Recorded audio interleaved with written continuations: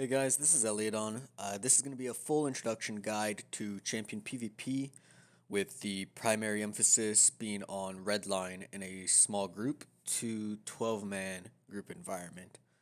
The things I'm going to be going over are going to include the trait trees, virtues, class traits, uh, two main legendary weapons built with weapon swapping in mind, a combined rune for both red and yellow line, an imbued swap ally for utility, and lastly, I'll include in this section an option for a single legendary weapon. It's going to be a two-hander, and it'll be for those that are really adamant in not exploring weapon swapping. We'll also take a look at my build and my build recommendations in terms of gearing.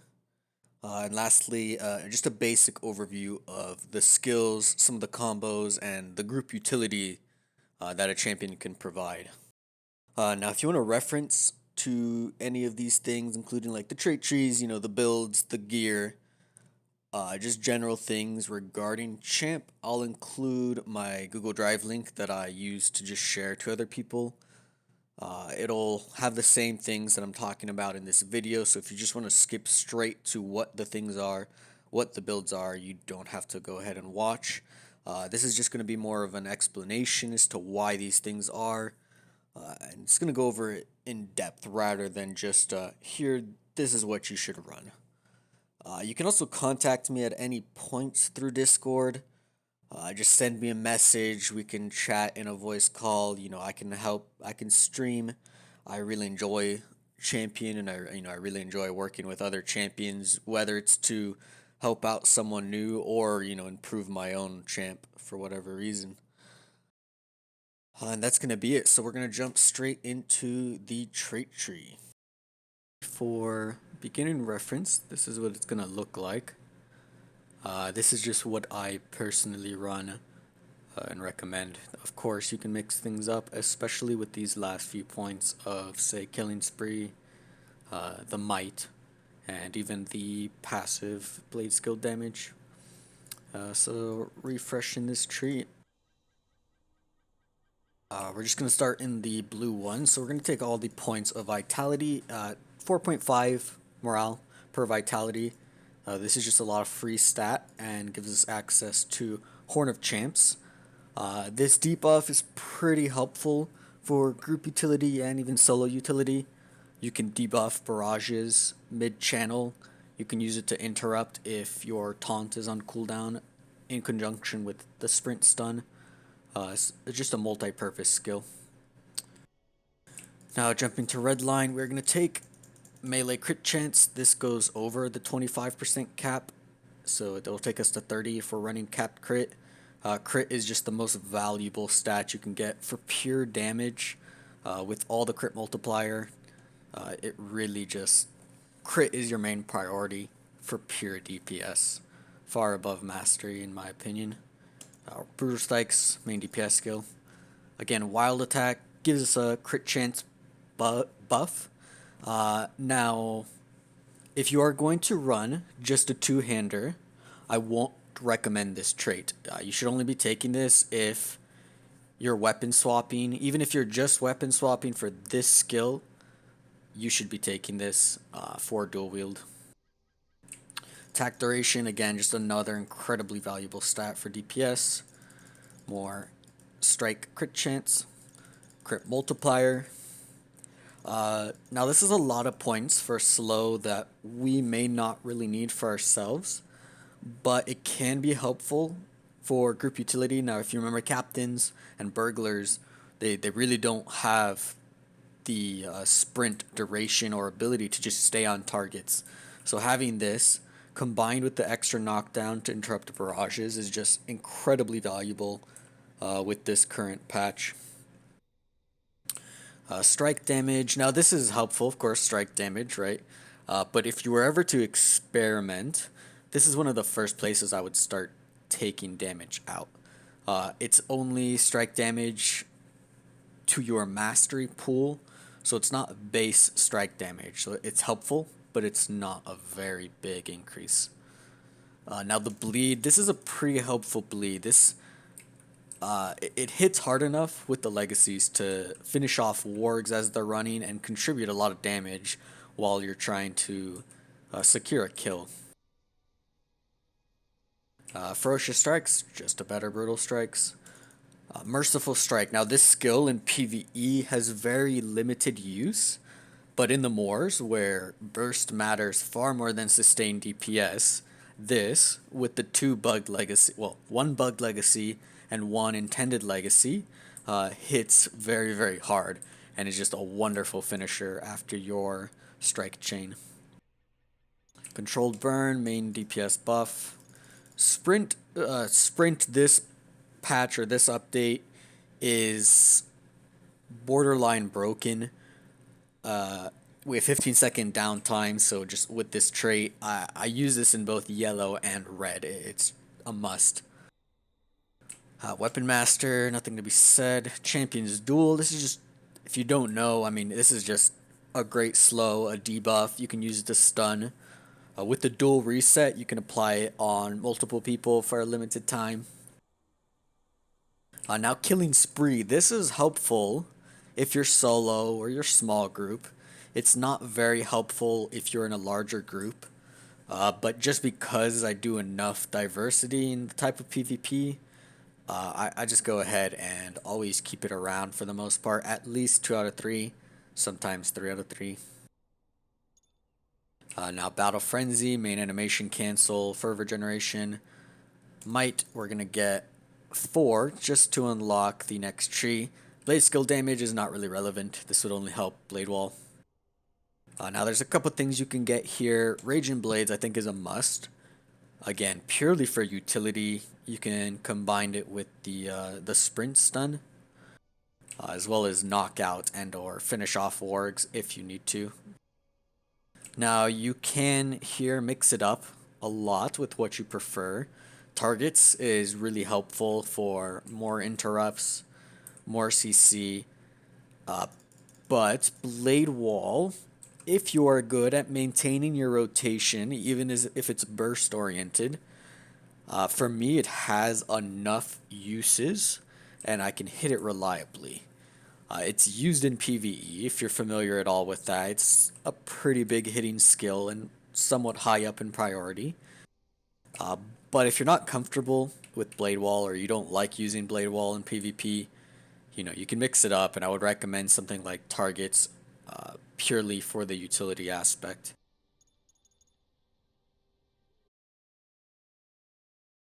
Now we have a couple more points, and you can pretty much do whatever you want with these last points. For me, because I do use Blade Wall, I go ahead and finish that off.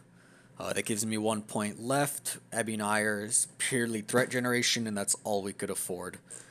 So that's going to be the trait tree for this.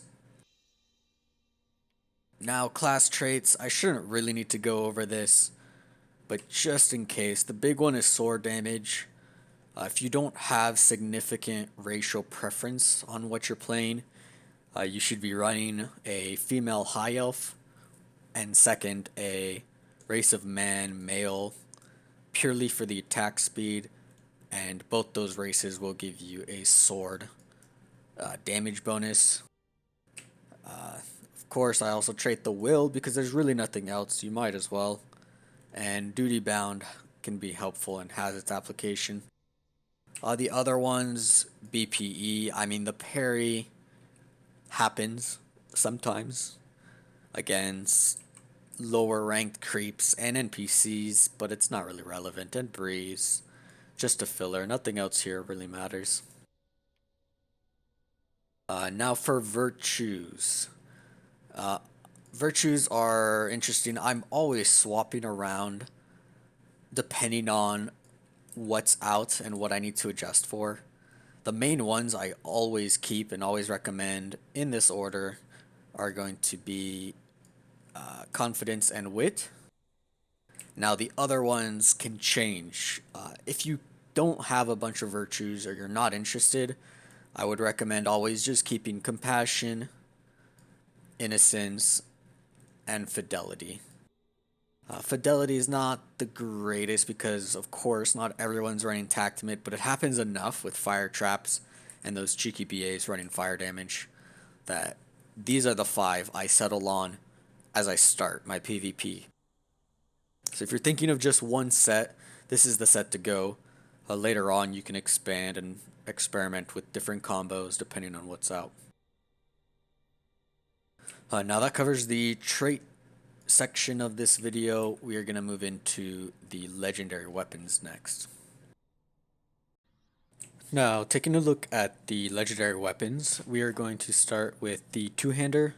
This is the most important one to prioritize for the Moors first, even if you're weapon swapping.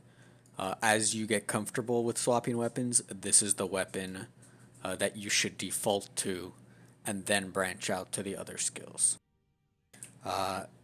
These weapons are going to be essentially best in slot for both PvP and PvE, including yellow and red line. So a couple of these legacies, I mean, you'll clearly notice, don't do anything for red, but that's because they're built for both lines in mind, and there's nothing better to get specifically for a red line.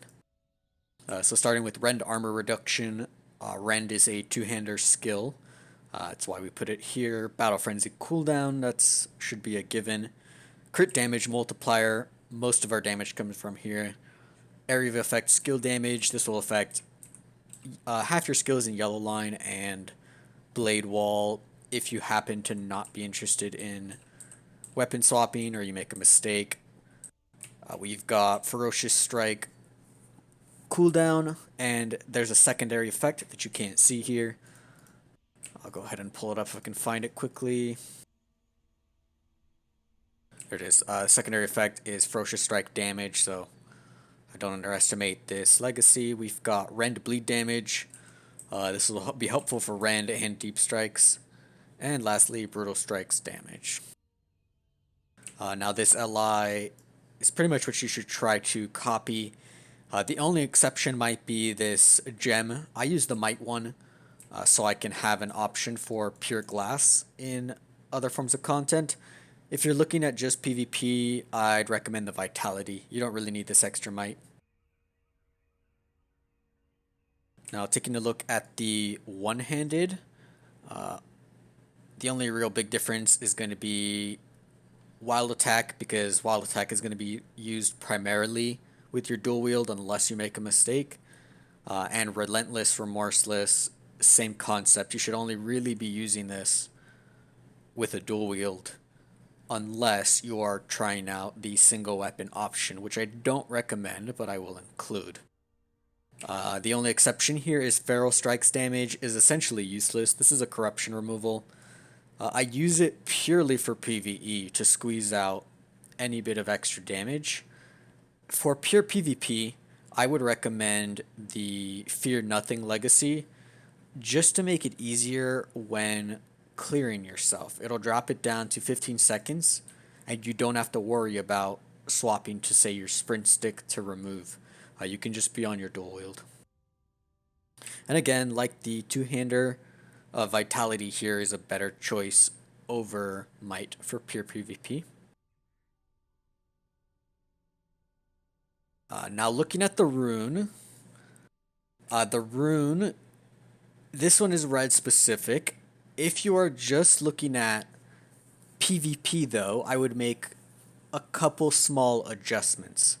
I would take this Swift Strike Blade Power, which has a secondary damage buff on Swift Strike, and I would change this to Exchange of Blows damage. This is purely going to be so that you can play both yellow and red line with basically no loss to either of the lines. Yes, it won't be perfectly optimal, but it's a bad idea to just waste your resources, especially if you're struggling to keep this many resources for double runes.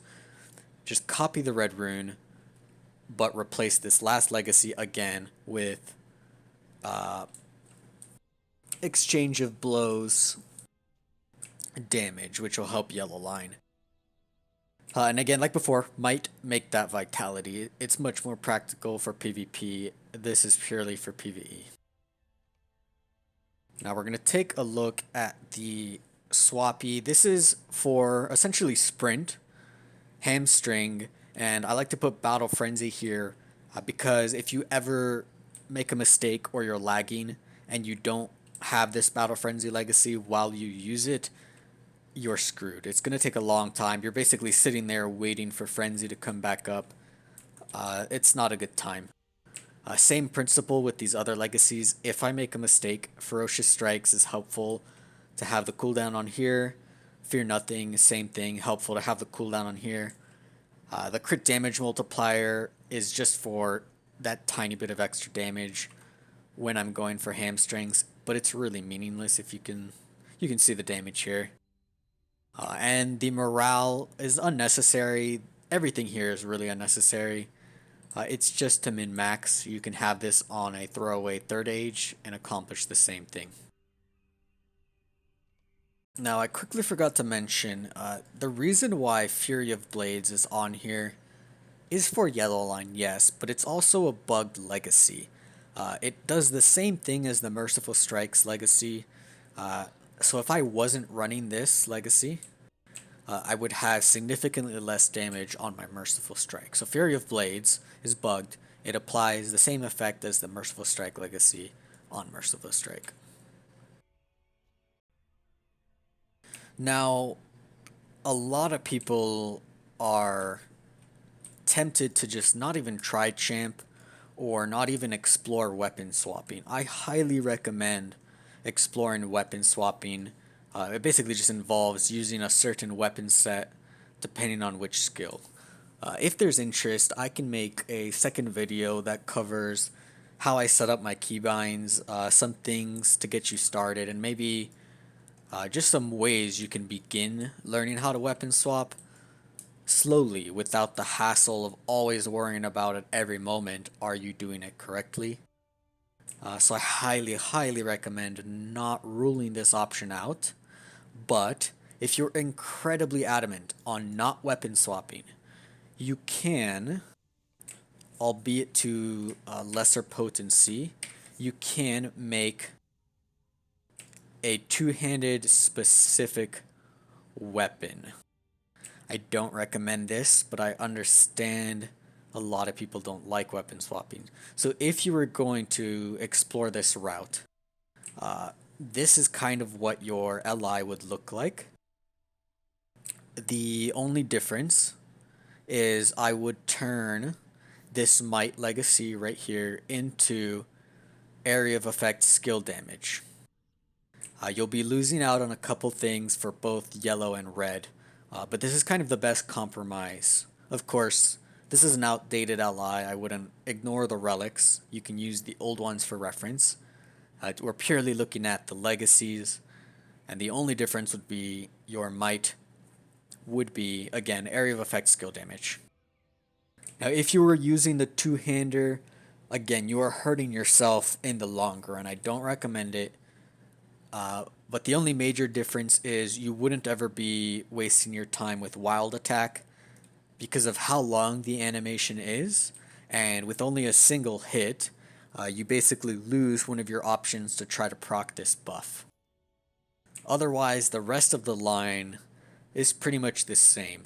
Even something like Blade Wall hits hard enough with the two-hander compared to the dual wield that it's not a big deal. You would still be using your normal rotation in every way except for wild attack.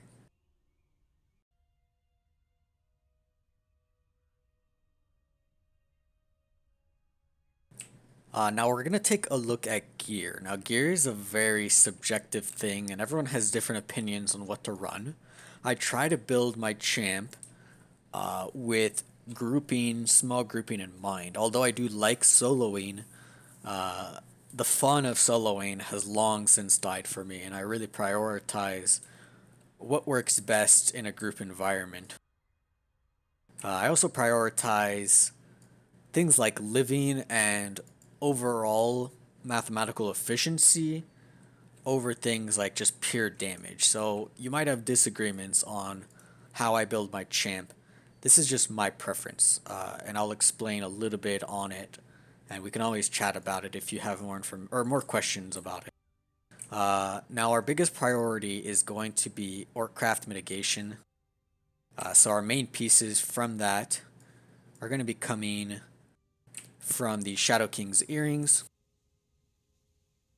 Now unbuffed, I run nearly capped Orcraft. With food and scrolls, I get to cap, and then Captain Banners push me over cap. There's nothing wrong with going over cap because you'll mitigate against debuffs, and mitigations are far more valuable than they appear. By adding just a couple extra percent, you're reducing damage by almost double the percent you added. It's never a direct translation. So 3% mitigation is not 3% damage reduction. It's closer to like, 5 or 6%. I can go over this later if someone's interested in how this math is interacting. Just know that typically people are undervaluing how important mitigations are. Now the necklace, there is a DPS necklace, but this has just better overall stats, and the Fight On essence is just way too valuable not to run in my opinion. We don't have really many self heals, and there's no reason not to run this if you can get it. Now for bracelets, these are the 6-man bracelets. They're not that much better than the raid bracelets. I don't recommend wasting your time trying to chase these if you're only interested in PvP. I would recommend the raid ones, which have crit and finesse, and compared to my build, this will put you closer to the crit cap without a red captain. Now for rings, you can basically get the same ones. There's not really any better rings for PvP or PvE. For the pocket, this is the BN, the other 6-man. You can just do tier 2 and barter for this. It's not very difficult to get. Now the bow, there's only one option. The offhand, again, there's only one option. These are crafted. It takes about, I think, 12 components to get these made. Now this is going to be the cloak. Now the cloak has mastery. This is not the greatest stat. I often use this stat distribution instead, but you can really experiment. Now in terms of sets, we're going to be running 4 pieces of this Champions Duel Reset set. There's 4 extra mitigations compared to the jewelry just to keep us over cap. And we're going to be running 2 pieces of the yellow set just for this extra might bonus.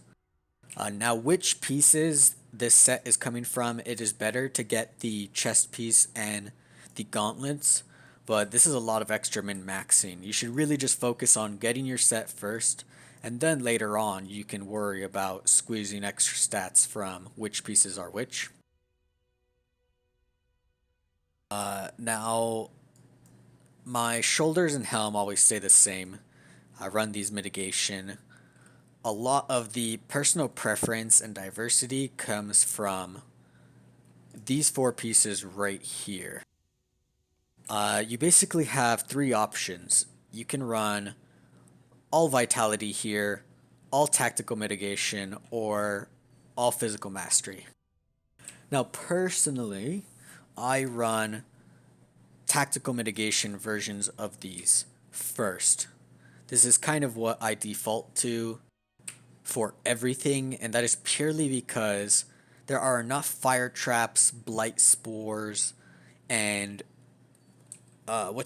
black arrows trading fire damage, that if you're unsure and you're looking for the more balanced build for small group content, solo content, even up to raid content, I would prioritize getting this set first. Now it's not as fun as the full mastery, but it's definitely the safest and most balanced. If you prefer just to juice up your defensive build for most of the black arrows and just most of the damage, you can go ahead and run full vitality here. And if you're just looking for, the fun semi-glass cannon, you can run full mastery here. And of course, you can always mix this up to whatever you want. But again, my recommendations are first, the tactical mitigation set, second, the vitality set, and lastly, the mastery set. Now that pretty much covers it for gear. The last thing to comment on is where these essences are slotted. Really doesn't matter. This is purely for convenience. It's what worked for me in conjunction with other sets, so don't worry about where these pieces are. Focus on the essences themselves and what's more convenient for you as a player.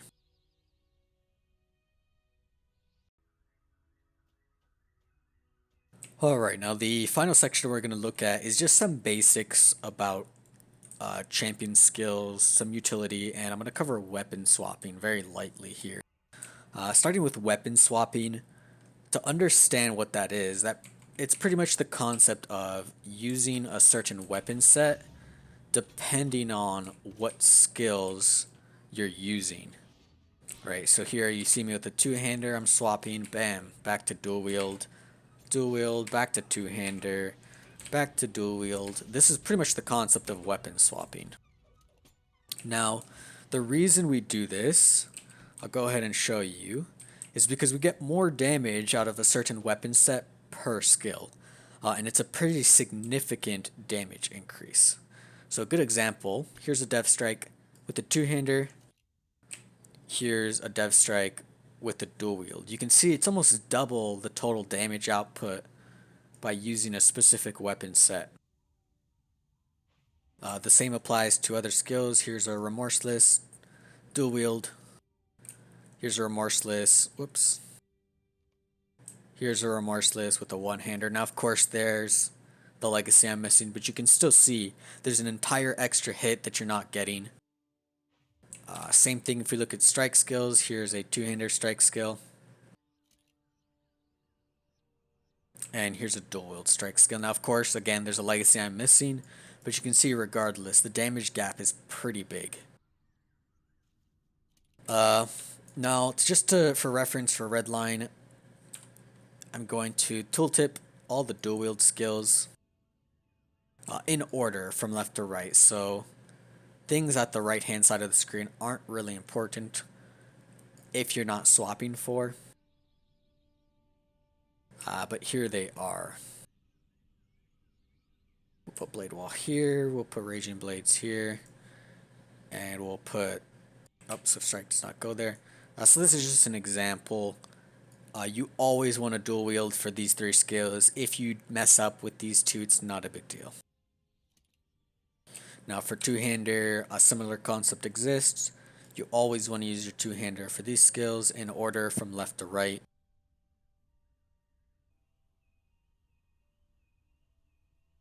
Yeah, so these three skills, very important to use with the two-hander. These ones don't matter too much.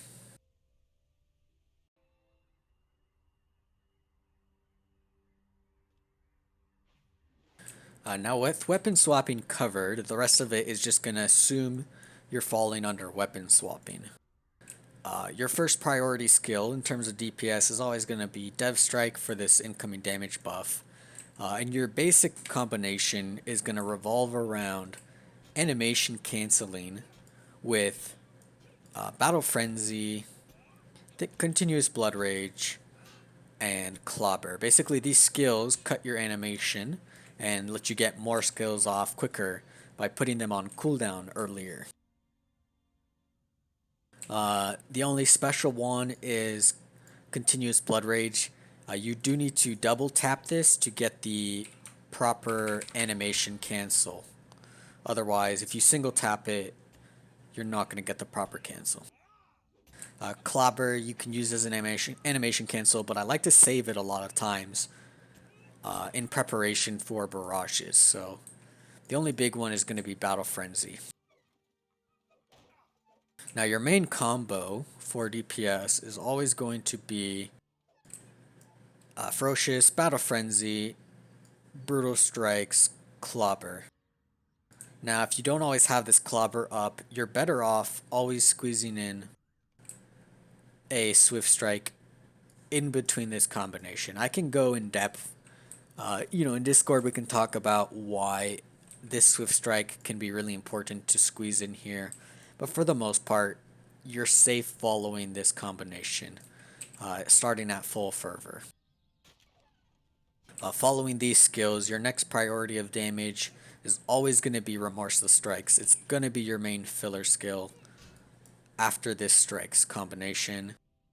If you have Brutal Strikes back up later on, Brutal Strikes comes first, but then it's going to be Remorseless Strike. After Remorseless Strikes, you have two choices. Wild Attack and Blade Wall essentially share priority.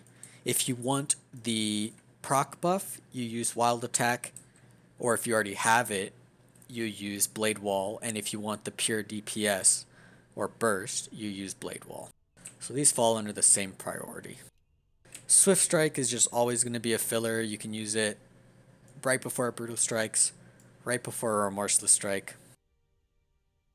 And of course, Dev Strike is your top priority. Now for your DPS cooldowns, you should really read over these and try to understand where they can be helpful. Like True Heroics has a lot of utility, but it's overlooked as a DPS cooldown. A 10% crit chance can be pretty massive, considering 85 to 90% of our damage is always coming from crits, and all of our burst is coming from crits. But when in doubt, if you just need an easy combo, you can Champions Duel people, Controlled Burn, Animation Cancel it with CBR into True Heroics. By that time, you've already sprinted towards your target and you can start your rotation.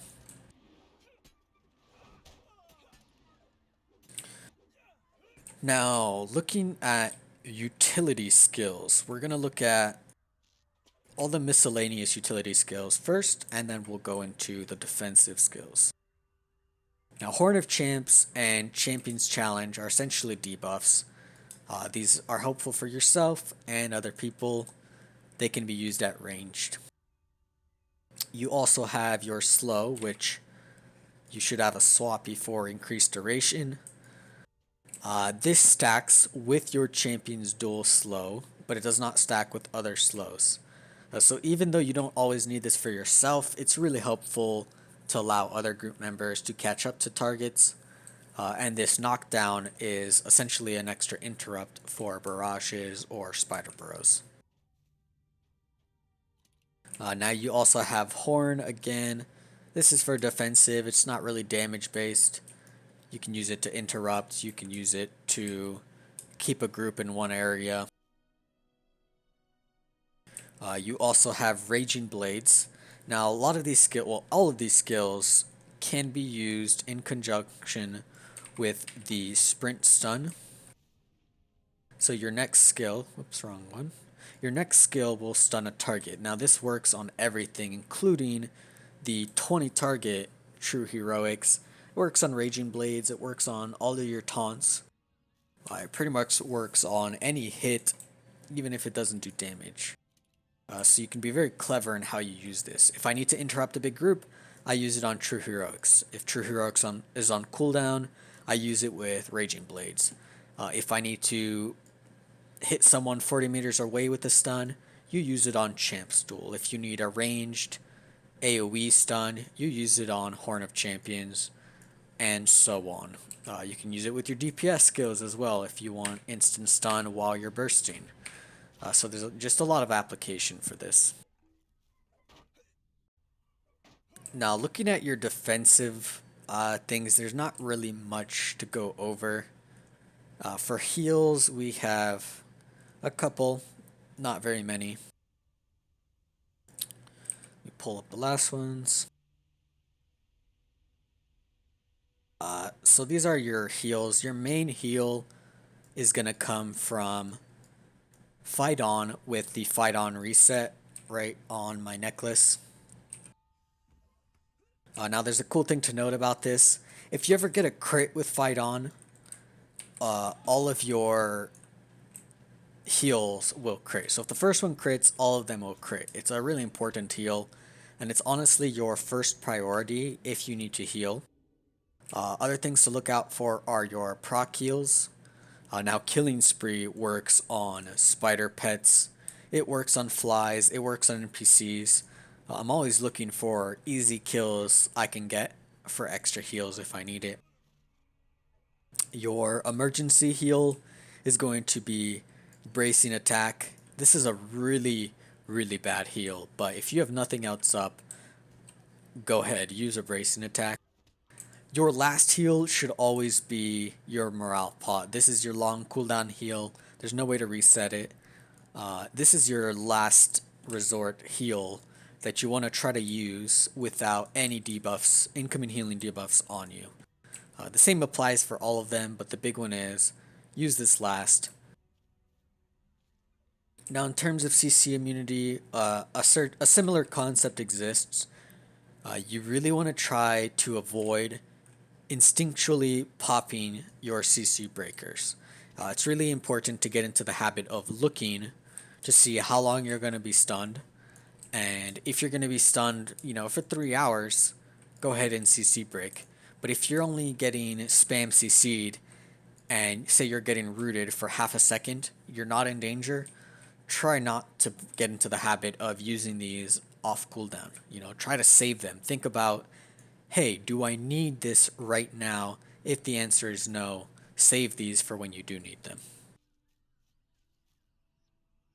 The same thing applies to Fear Paw, Brand. Really save these as a last resort. Now you do have a clear. It's a 15-second cooldown clear. Whoops, wrong skill. There we go. Or sorry, wrong weapon. It's a 15-second cooldown clear. Now you do want to be careful and make sure if you're using a swappy that you let the full animation play.